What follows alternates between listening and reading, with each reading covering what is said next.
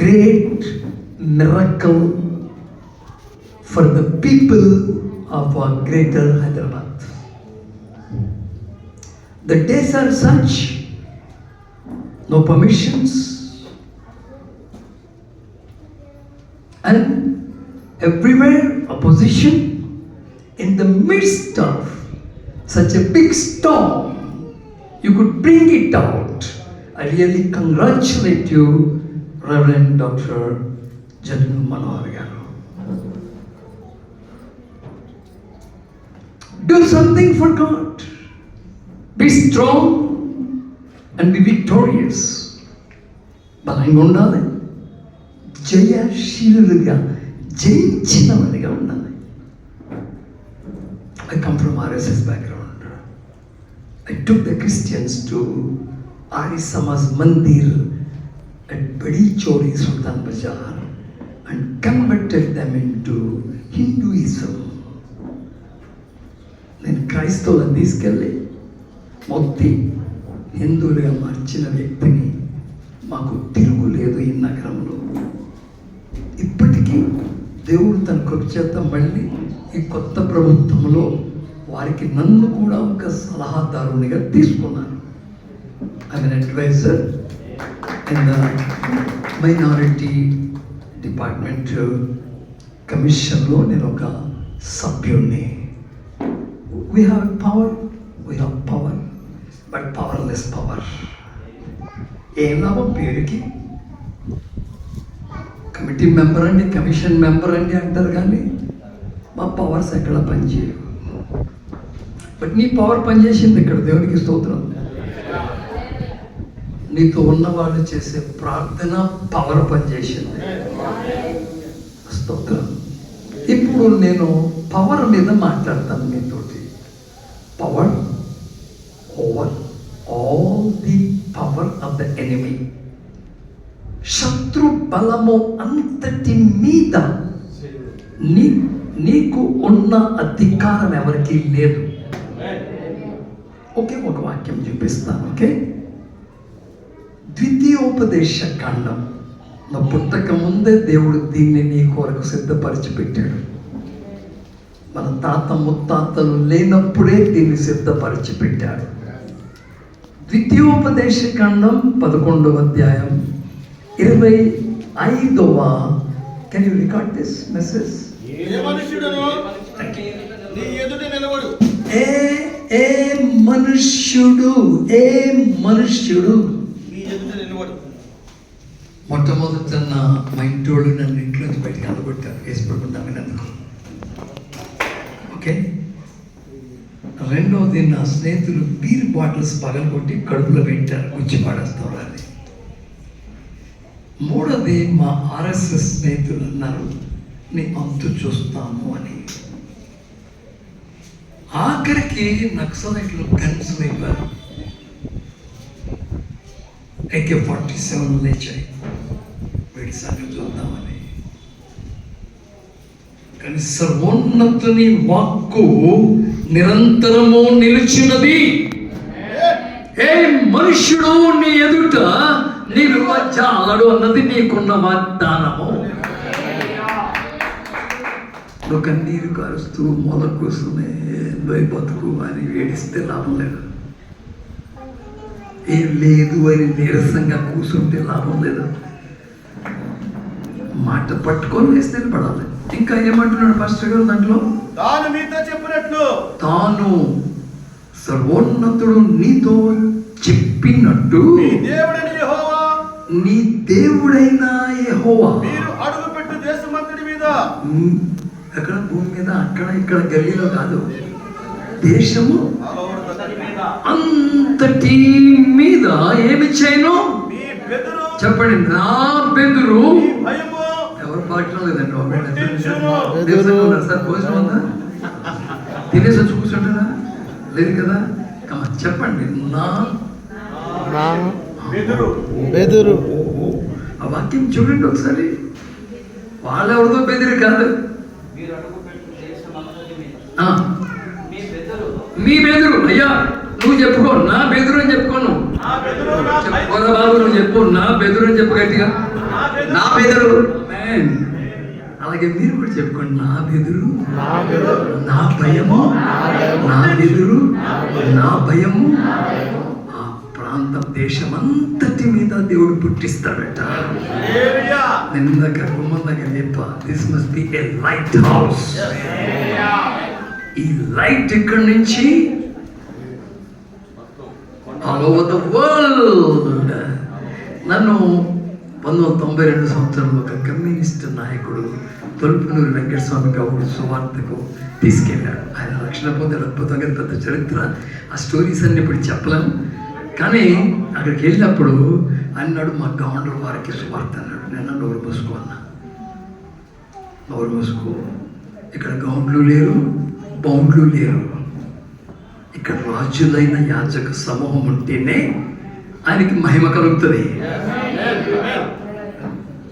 Hello అన్నాడు. అంటే sir ఇక్కడ మా ఊళ్ళో ఉన్న కొండ మీద పెద్ద మందిరం కట్టాలి సార్ అన్నాడు. మంచిదన్నా. నేను ఆయన స్కూటర్ మీద వస్తున్నాను. వెళ్ళి జనగాం నుంచి హైదరాబాద్ స్కూటర్ మీద వస్తుంటే మధ్యలో కొండ మీద పెద్ద ఆ వెలుతురు కనిపిస్తుంది, లైట్లు. ఎంత గ్రాండ్గా ఉందంటే దాన్ని చూపించి, ఎంతకంటే గొప్పది కట్టాలి సార్ అన్నాడు. పిచ్చి పట్టింది దానికి అని అడిగిన. దానికంటే గొప్పదంటే వెళ్ళిపై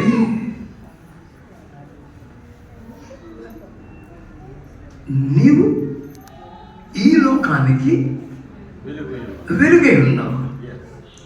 ఆ వెలుగు వెలిగేదే కాదు, ఆ కరెంట్ పోతే ఆగిపోతే. But your light will shine all over the world. నీ సాక్ష్యము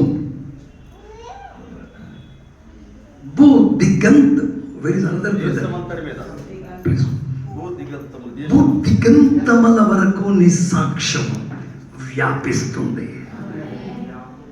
నేను 1977 సంవత్సరంలో హిందూ దేవాలయాల ధర్మాదాయ శాఖలో పూజారులు, మఠాధిపతులు, ఆగమ పండితులు, శిల్పకళా శాస్త్రుల మధ్య తర్జన భర్జనలో ఉద్యోగస్తునిగా గుళ్ళు గోపురాలు వృద్ధికి పాటుపడుతున్న రోజుల్లో ప్రభు దొరికాడు నాకు.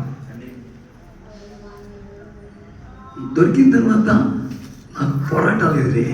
అందరూ అన్నారు, యేసు ప్రభు దొరికితే సుఖం ఉంటుంది అన్నారు. యేసు ప్రభు దొరికితే కష్టం మొదలైంది. కానీ ఒకటి, అది కష్టముగా లేదు. ఎన్ని కష్టాలు వచ్చినా ఆఫ్టర్ ఆల్ నువ్వా అని హన్నా ఒక చిరునవ్వు నవ్వింది. హన్నా గురించి తెలుసా? మా చాలా మంది తల్లులు కనిపిస్తున్నారు, చదువుకోండి. 1 సమూయేలు 2వ అధ్యాయంలో హన్నా, నాకిప్పుడు రక్షణకర్త అయిన దేవుడు ప్రత్యక్షమయ్యాడు అని ఆయనను స్తుతించి ఏమంటదంటే, నేను ఇప్పుడు ఒక చిరునవ్వు నవ్వుతాను అంటుంది. ఏమిటి చిరునవ్వు అంటే, నాకు ఎదురుగా వచ్చే నా శత్రువుని చూసి నేను పెదలను, నేను నవ్వుతాను, ఒక చిరునవ్వు నవ్వుతాను. అట్లా నువ్వెంత, సమస్య వస్తే నువ్వెంత అని నేను నవ్వుతాను. చంద్రబాబు గారు అలాగే నవ్వి కొడుకుని అన్నాడు. తల్లి గారికి శుభాలు. హల్లెలూయా, ఆమేన్. మీరందరూ ధన్యులు ఈరోజు ఇక్కడ ఉన్నారు. నేను దొరకను, ఎవరికి దొరకను. ఎట్లాగో చంద్రబాబు గారికి ప్రామిస్ చేశానని కొన్ని ఎమర్జెన్సీస్ అన్ని అట్లా పెట్టి, మా పెద్దల్లో నీ బర్త్డే జరుగుతుంటే నేను ఇప్పుడు రాను, మధ్యరాత్రిలో వచ్చి కట్ చేస్తాను కేక్ అని ఇస్తాను. Because the church is our priority. కొందరు ఇంట్లో కూర్చొని టీవీలో దొరుకుతామండి అంటారు, అంతకే దొరుకుతుంది వాళ్ళకి. Church is number 1. మొట్టమొదటిది దేవుని ఇల్లు. ఈయన చక్కగా ఇల్లు కట్టి దేవునికి ప్రతిష్ఠించాడు. అది ఇల్లుగానే ఉంటుంది. ఎవరిని వస్తే ఏంటి బాబు ఏం చేస్తామంటే, దేవుని ఇల్లు అండి, ఇల్లు అని చెప్తాడు. అంతే, చర్చ్ అని చెప్తావు అయ్యింది కాదు కదా. ఇల్లు, దేవుని ఇల్లు. దేవుని ఇంటిలో ఆహారం ఉంటుంది. ఆహారం సమృద్ధిగా ఉంటుంది. ఆహారం మీ ఇంటికి ఎవరు వచ్చినా కరపత్రాలు ఇవ్వరు, లోపట తండ్రి దీవించని పలుకుతారు. మీరు లోపల దీవించే దీవెన వారి ఇంటికి వెళ్ళే లోపల ఆ ఇంటి ముందు వాళ్ళకి ఎదురవుతుంది. దేవునికి స్తోత్రం. అది చర్చ్ అంటే. నేను కొత్తగా రక్షణ పొందినప్పుడు లూథరన్ చర్చ్కి వెళ్ళేవాడిని అగ్రికల్చర్లో. ఒకరోజు చర్చ్ కొద్ది నిమిషాలు మీరు అందరు భరించాలి చెమటలు. తర్వాత ఎందుకంటే ఆ సౌండ్కి నా మెసేజ్ మీకు అందదు, అది డామినేట్ చేస్తుంది కనుక కొద్ది నిమిషాలు, ఎక్కువసేపు చెప్పను, నేను చాలా షార్ట్ మెసేజ్ చెప్తాను. Right, okay. సో నేను పోయి లాస్ట్లో కూర్చునేవాడిని. ఎవరైనా చూస్తే మళ్ళీ ఈయన కూడా వచ్చాడు మా చర్చకుంటానని. మేమేమో నోటెడ్, అందరికీ వెల్ నోన్ పీపుల్ అని. సో లాస్ట్లో కూర్చున్నాడు ఆయన. చర్చ అయిపోయే ముందు పరిగెట్టుకు వచ్చి కూర్చుని, సార్ అయిపోయిందా సార్ అన్నాడు. నడుస్తుంది కదా. అది కాదు సార్, బెనిడిక్షన్ ఇచ్చేసారా సార్ అన్నాడు. బెనిడిక్షన్ అదేంటని అడిగిన, నాకు కొత్త, నాకేం తెలియదు అంటే. అదే సార్ లాస్ట్లో తండ్రి యొక్కయో కుమారు యొక్కయో పరిశుద్ధాత్మ కంటే అది ఇచ్చేసాను. అమ్మయ్యా దీనికన్నా అందుకున్నా అన్నా. ఓ దీని వెనక ఏముందని స్టడీ చేసినాను. పవర్ఫుల్ మెసేజ్ ఉంది దాని వెనుక. దేవునికి స్తోత్రం. బట్ ఒకటి, అది టీవీలోంచి వస్తే దాని దీవెన అంతగా ఉండదు. మందిరానికి వచ్చి ఆ బెనడిక్షన్ తీసుకుంటే దాని ప్రభావం ప్రత్యేకంగా ఉంటుంది. కనుక సంఘ సభ్యులు ఎవ్వరు కూడా మందిరానికి వెళ్ళటం మానకూడదు.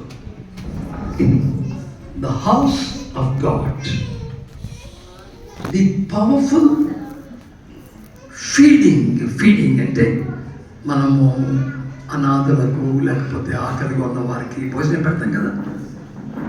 అలాగే వాక్యము ఒక రోజు దొరకదంట. కరువు కాలం రాబోతుంది, వాక్యం దొరకదు. నేను నేర్చుకున్నా, బైబిల్ తెరవకుండా 4 గంటలు మాట్లాడాలి. ప్రతి వారము నేను ఆ పని చేస్తాను. తెరవను 4 గంటలు ఒకే ఒక మాట మీద 4 గంటలు మాట్లాడతాను. ఓకే, ప్రాక్టీస్ అయిపోయింది. దేవునికి స్తోత్రం. వాక్యము నీ యొద్ద ఉన్నది, వాక్యము నీ నోట ఉన్నది, వాక్యము నీ లోపట ఉన్నది. నువ్వు నోరు తెరిస్తే వాక్యం వచ్చేస్తుంది. Right. Now the power of the church, దాన్ని చెప్తాను 3 విషయాలు.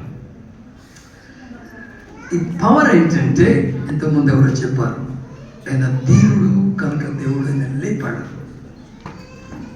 మీరు తర్వాత చదువుకోండి, ఫిలిప్పీలకు రాసిన పత్రిక 2వ అధ్యాయం మొత్తం చదువుకోండి.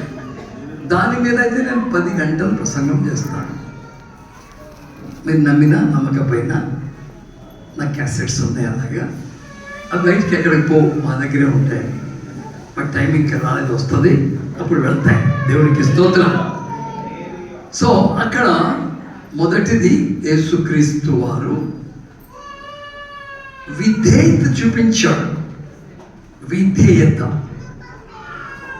మొదటి మానవుడు అవిధేయుడయ్యాడు,